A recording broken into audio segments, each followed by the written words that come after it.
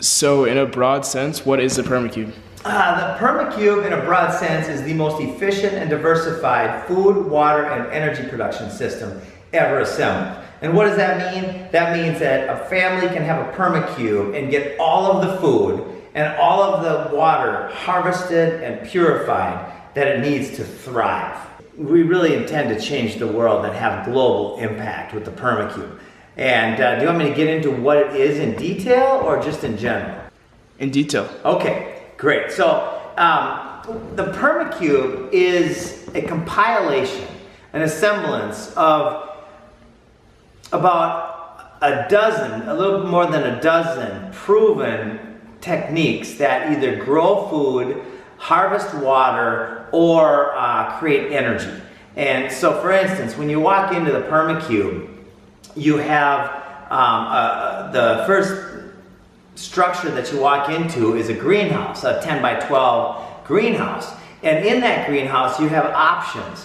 But one thing that's going to be standard are the perma-green grow towers. And those are basically either hydroponics or soil-based grow towers that can grow a massive amount of organic food in a small area. We also have wicking beds and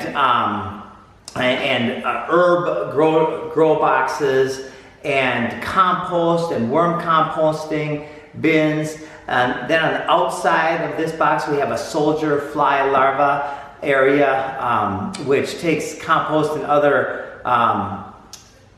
food for soldier flies, and it creates the food for the chickens and the fish.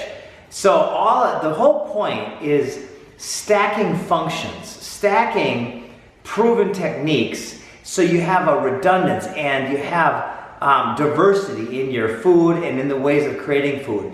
This system is so awesome, it actually even produces food for the food.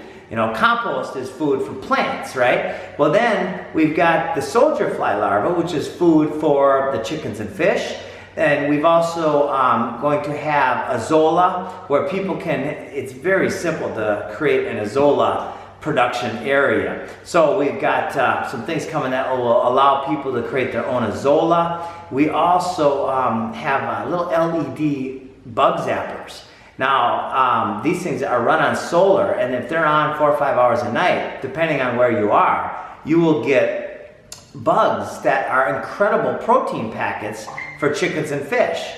We've also got a bat box on the cube, and the intention of the bat box, there's two intentions there. One is to create bat guano, which is supposed to be the richest fertilizer, the best fertilizer you can get. And so you've got a little catchment tray under the bat box. The other is a benefit of having the bats in your area is they eat mosquitoes. So everybody hates mosquitoes, I think, at least I do. And then we've even got a mason bee, solitary beehives that are part of this. And if you don't know, and most people don't, I just learned this recently, that solitary bees are actually 100 times more efficient than honeybees for pollination. And pollination is critical. If you don't have pollinators, there's a myth, I don't know if this is true or not, but it sure could be, that Einstein said if the honeybees go, people will go 4 years later, meaning the pollinators, because the pollinators are responsible for about 30 to 40% of the food you eat. It has to be pollinated.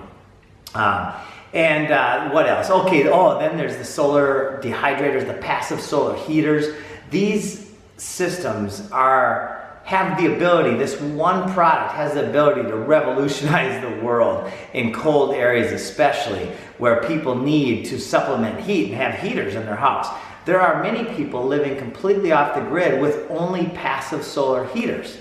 And what is it? Well, you have to dig in and follow us to find out exactly what it is, but we sell these boxes that allow you to collect heat from the sun. And for instance, you know, you might think, well, that doesn't work in cold weather, or it might not work when it's 10 below. Yes, it does.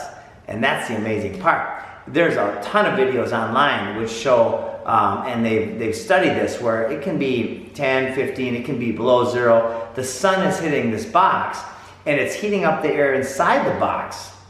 And so the air comes in at 0, let's say Celsius, and it comes out the other end at 35, 40, or even more Celsius. So that's pretty cool. And then you can use that heat with a solar fan to pump it anywhere you want. You can also use these things for pool heaters, water heaters off grid. You can also, of course, use them to dehydrate food, which is one of my specialties. And just think about this. Right now, the U.S. Wastes about 40% of food that is produce that is purchased for sale. About 40% of it goes into the trash.